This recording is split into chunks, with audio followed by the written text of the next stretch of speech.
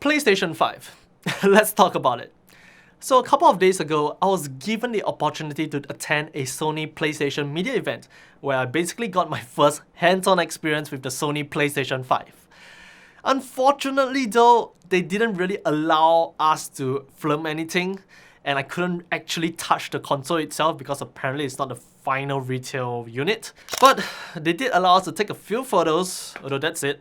Right here on the screen, you can see it. Those are just the photos that I was able to take.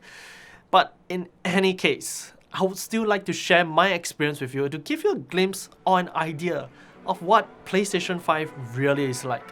And in short, it's pretty amazing.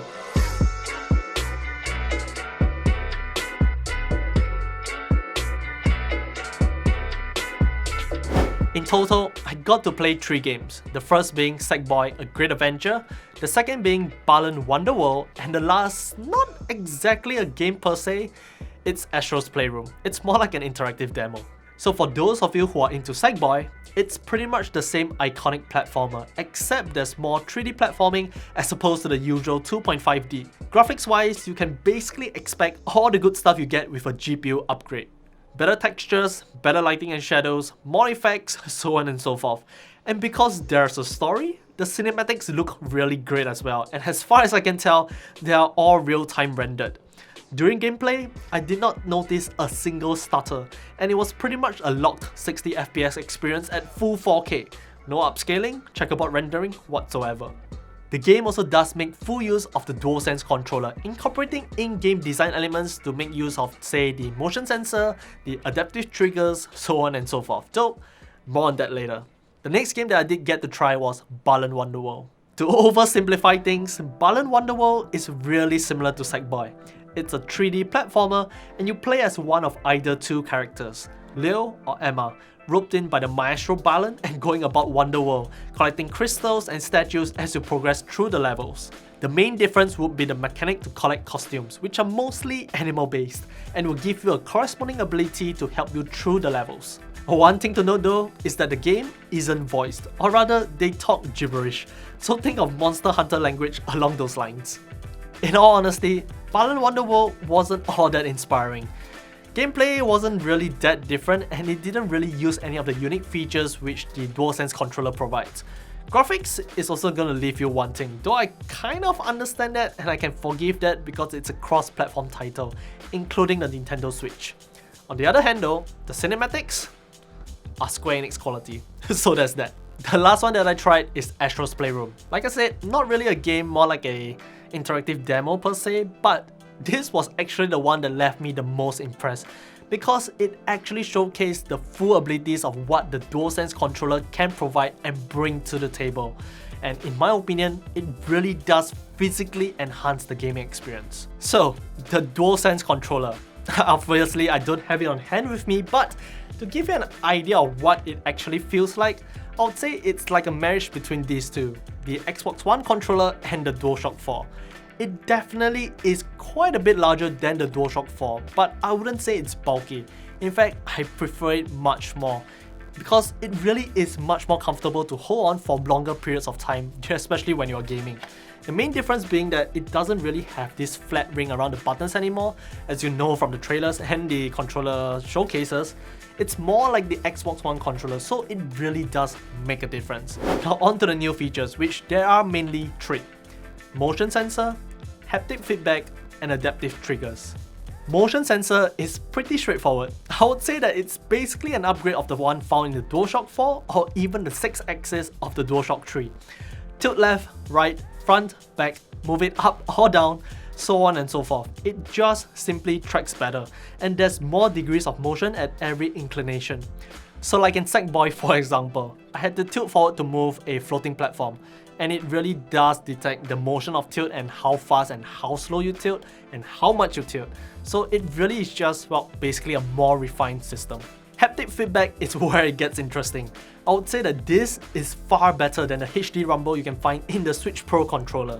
And now it's really hard to explain, but I'm gonna try. Take this as the DualSense.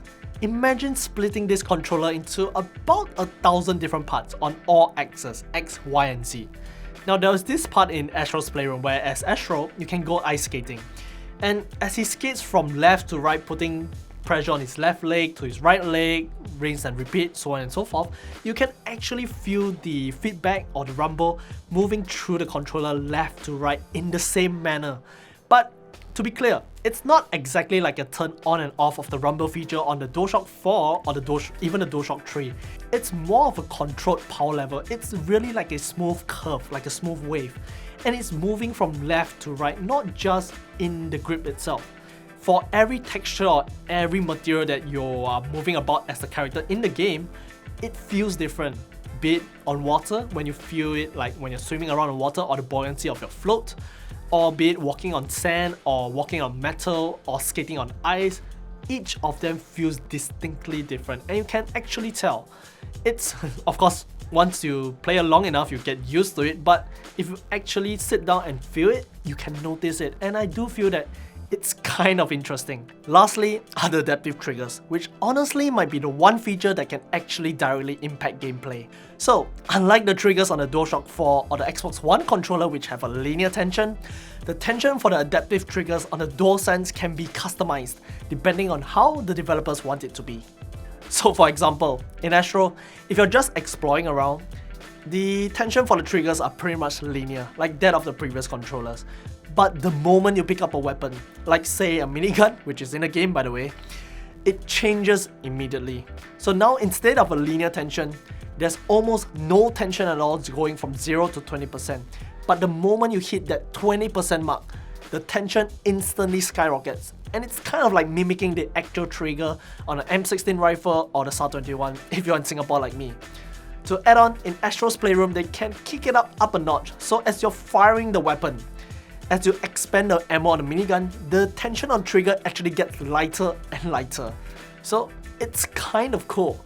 And that's not the only thing. There's also another weapon in the game which is basically a bow and arrow. So again, once you pick up the weapon, the tension for the triggers instantly changes. So now instead of the linear tension or instead of like the double stage trigger, it's more like an exponential curve in terms of the tension. So the more you press, the harder it's gonna get, like that of a bow and arrow. It really is quite cool, and it's the one thing that I think will actually directly impact gameplay for most games out there. To me, the adaptive triggers was definitely the highlight of the DualSense controller. Though of course, I do have to mention that it's entirely up to the developers to actually implement that feature. Now of course, I wish I could play more graphically intensive games like Cyberpunk 2077 or Spider-Man Miles Morales and actually talk more about the PS5 itself, but it is what it is. Perhaps there's a chance down the road. In any case though, PS5 is looking really great. So, are you going to purchase a PlayStation 5? Or are you in the Xbox camp? Are you waiting for Series X? Or are you like me? Are you already in the glorious PC master race? Yes or no? Let us know in the comments down below. Don't forget to subscribe to us, follow us on Facebook and Instagram. Till the next one. See ya. And yeah, I've totally lost my voice.